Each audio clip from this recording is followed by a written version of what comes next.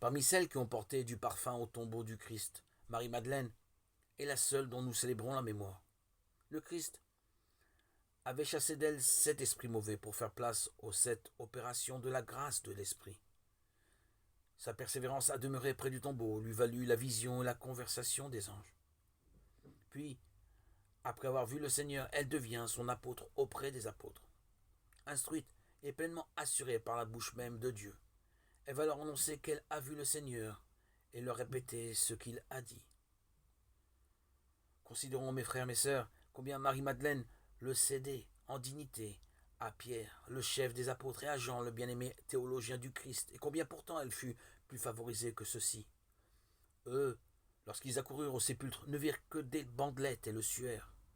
Mais elle, qui était restée jusqu'au bout avec une femme persévérante, à la porte du tombeau, elle vit avant les apôtres, non seulement les anges, mais le Seigneur des anges, lui-même ressuscité dans la chair. Elle entendit sa voix, et ainsi Dieu, par sa propre parole, l'a mis à son service.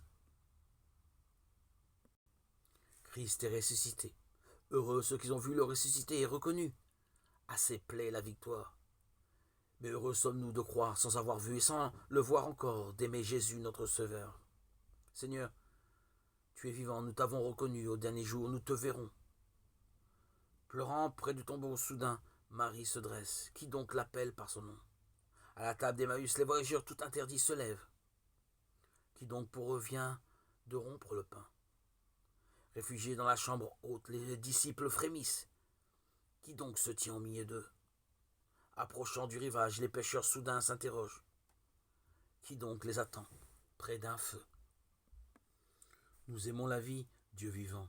Nous avons faim de bonheur. Serons-nous toujours des riches, poursuivant la paix sans l'atteindre? Incapables de faire le bien et d'éviter le mal? Fais-nous trouver refuge dans le corps du Christ pauvre et abattu.